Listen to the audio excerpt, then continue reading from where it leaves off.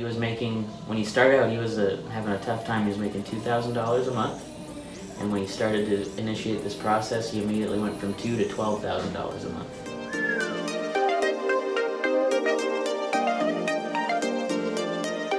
I'm going to tell you a little story just to get your juices flowing a little bit. So mindset is everything. I was told this story the other day, not sure if it was true or, fabricated a little bit, but there was two special forces guys, right? They were out in I can't remember if it was Siberia or they were somewhere where it was really cold. One of the guys was British Special Forces, another guy was an American Special Forces guy. And they, like I said, they were in this cold climate, right? They were freezing to death. The American guy, he was kind of, on the ground shivering, freezing to death. The British Special Forces guy, he had somehow packed in his whatever he had on him, something to build a little fire and make a cup of tea. And he was over there drinking the cup of tea while the American guy kind of looked over him and he says, what are you doing? He's like, well, while you're over there freezing to death, I'm over here enjoying a cup of tea. Now, both of these guys are in the same climate, right? They're both freezing to death, but one of them is actually freezing to death, which he's probably thinking he's gonna die, right? Like, oh man, we're never gonna get out of here. While the other guy's over here is like, you know what? I'm gonna go ahead and enjoy this cup of tea. Whatever else is going on, I can't really control any of that, but I'm just gonna sit here and enjoy this cup of tea. Obviously, they survived because I'm telling you this story because one of them told me this story. So that's just something to think about, right? So mindset is everything, right? While one guy was on the ground freezing to death, the other guy was over there enjoying a cup of tea. Right there, mindset is everything. Gentlemen, it's Friday night. You're going out, right? You see this nice little tenderoni across the room. You're like, man, I need to go talk to her. What if she says this? What if she says that? It's like, you know what? No, I'm not going to. And then next thing you know, some other guy who you think is he's like, yeah, I'm way better looking than that guy, but he's over there talking to her, right? Mindset is everything, right? So don't ever count yourself out. No matter what's going on, you could be in the same position as somebody else, but somebody else is going to take advantage because their mindset is to win. And yours is, maybe not, maybe I can't. But on this Friday, I'm going to leave you with that.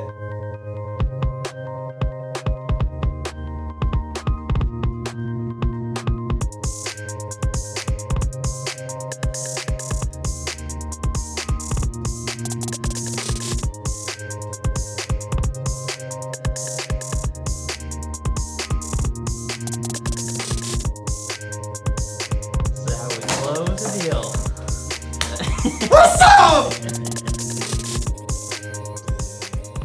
You're in the dirty kitchen. It's a Friday for us, and we have our Friday mindset on to go a little extra, do a little more than everybody else. And that's what we're doing right now. We're having our 40th sales meeting, and it's going to be getting into Profit Activator number 4 of 8 from the Joe Polish and Dean Jackson I Love Marketing crew. And so the first 3 profit activators, touching back on what we've talked about previously.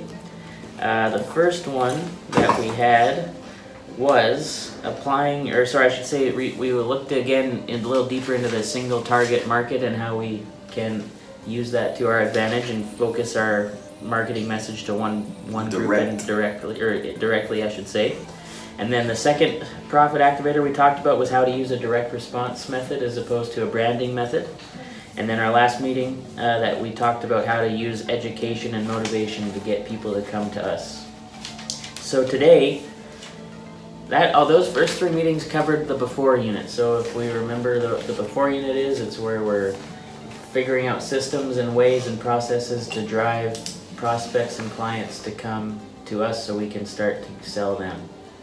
So that's the before unit that covered the first 3 profit activators. So today, profit activator number 4 is going to be present your unique service offer in a way that makes it easy for people to get started.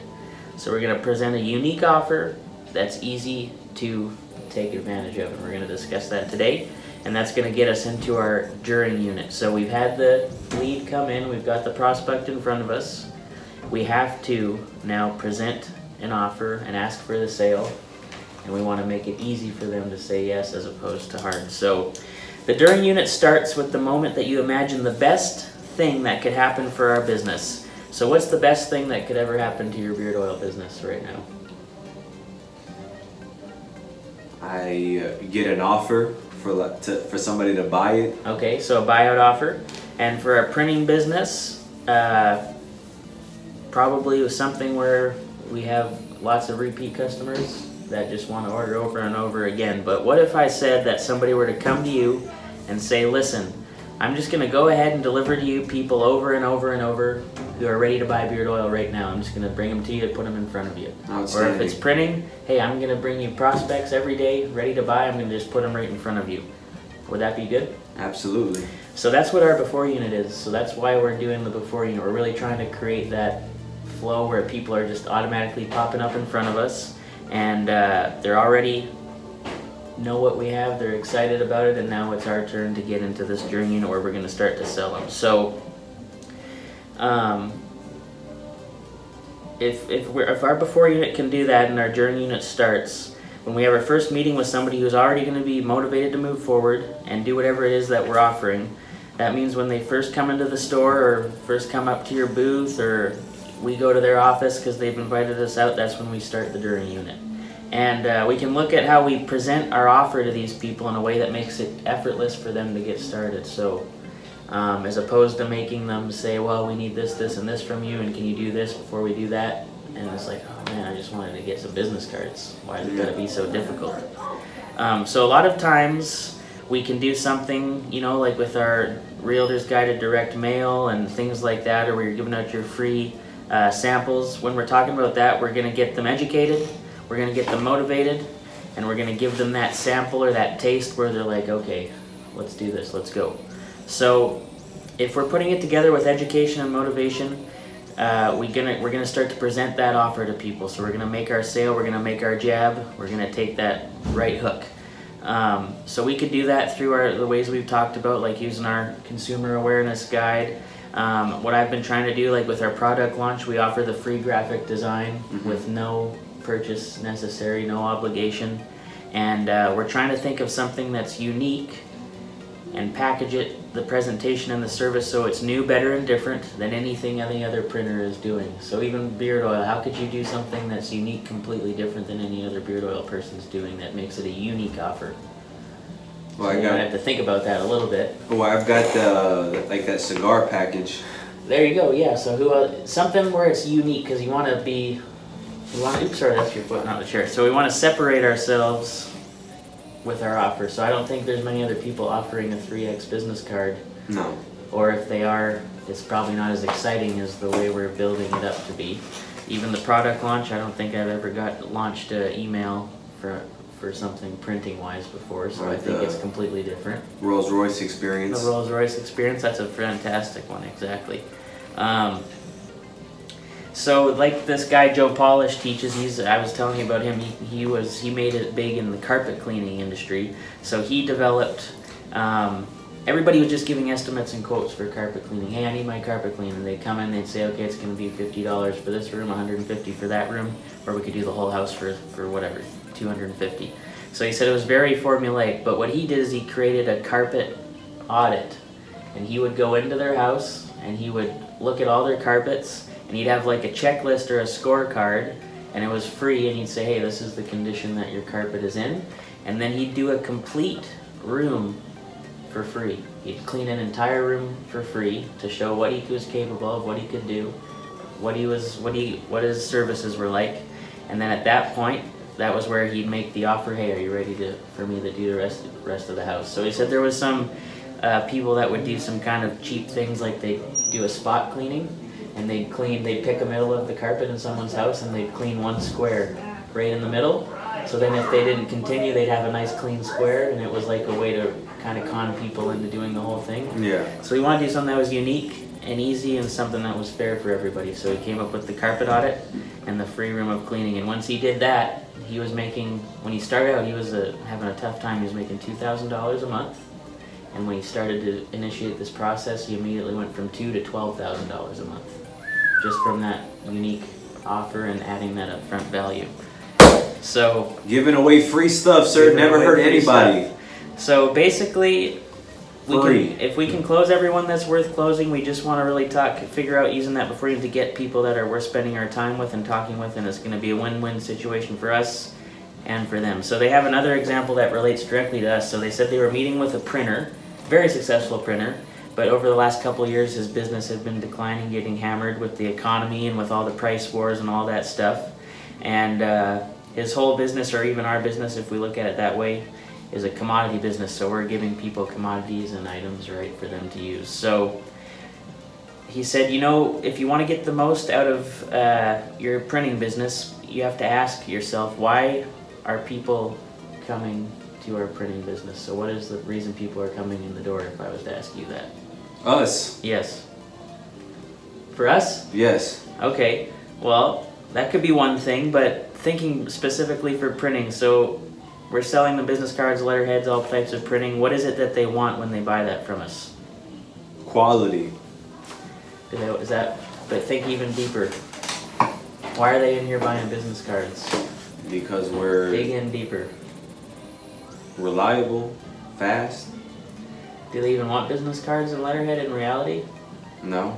Or is it that they want to use those to get more business for themselves? Yeah, So if we dig even deeper, they don't care about business cards. It's a tool for them to get business for themselves. It's just a way to leverage their information to get people to call them. So they're not even really buying a business card or letterhead or signs from us. All they're doing is trying to accomplish their own goal of getting more business for themselves. That's why anybody buys printing usually, or to get people to know stuff about whatever they're trying to tell people about. So he said, why don't you think about it? I use my carpet audit, so what if you thought about something like doing a printing audit, where you say, hey, can I come in, sit down, and let's see what you're really trying to accomplish in your business?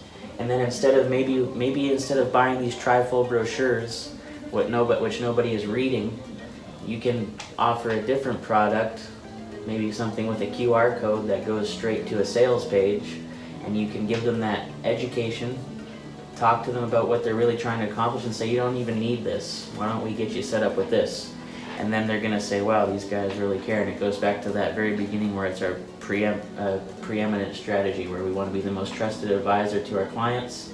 Any questions or things, we're going to give them the truthful answer that even if it's not as good for us, it's better for them. So he said, think about something where you can come up with that unique service offer that nobody else, no other printer's doing. He said you could even do it and call it a consulting. You could maybe add a consulting fee if you want to do that, and then you won't even be a printer anymore. Now you're just a print advisor. So you're doing all of this other stuff that nobody else is doing. So they said when you break it down, in their view, selling is serving people. So if you set it up this way, that's exactly what we're doing, is we're more serving people, and that makes it easier to sell because we're giving them exactly what they want. So the main thing from this talk is to keep in mind that nobody really cares about our process or our system or our product as much as they care about the result that we're giving them. Same with your beard oil. They don't really care about you or your logo or your company. They just care about the beard oil, that they're going to smell good, they're going to look good when they use it, and it's going to be something and that's it's going to help them attract women. Exactly. Number 9. All of your points. So like a mouse focused on the cheese, all they want is for it to be over, and they want to get what they want without getting ripped off or disappointed or burned through the process. So if we can present a unique offer to get them to that point and give them what they want, then there's no reason that we don't get repeat business for over and over until something that we do causes that to not work out. But like I say, we've been doing it for, before us, we were even here for 30 years, this business has been doing that. So it's our job to bring that into the 21st century, I guess, if you want to say. Keep doing it, but I think we need to adapt to the new way things are being done and keep the process rolling in the background. Mm-hmm.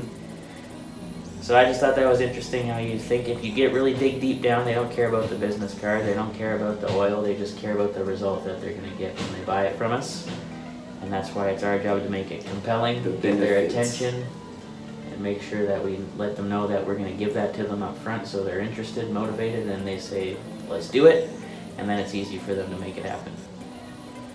So that's even why when we're doing it at the front counter, and we should be writing it up properly, putting in all the details, but we want to make it as easy for the people standing at the counter as possible. So we're just going to put it in quick, throw it under sublet, get them an invoice, get them paid, get them out the door, and then we can, even something as small and as simple as that. So then even thinking about, like you were talking about PayPal, if we had PayPal, it'd be a lot easier for people online to buy stuff from us. Instead of saying, well, yeah, we can do it, but you gotta call us with your credit card. That makes it harder, as opposed to easier. So anything we can start doing to make everything as easy as possible for them is what we can look into doing. Does that sound good? Mm-hmm. All right, so that's sales meeting number 40. Now let's think about yours one more time just to finish off the talk. So how can, tell me about your unique offer again you were just mentioning with the cigars? Yeah, so it's gonna be like a box set. It's gonna be in that wooden cigar box, and it's gonna come with the oil, the balm, and then with the cigar in it. And what if you talk to Club Humidor, since you're part of them? I'm just thinking again, ideas, and said, hey, look, can you guys work with me on a package where I buy X amount of cigars? No, it's gonna be an S&G cigar. Oh, right, you're gonna get self-branded. Can they do that for you? They can, but I can. Because I was gonna say you could ask them if they could partner with you and put maybe give you a discount, but then they're gonna put in a coupon in your box for Club Humidor.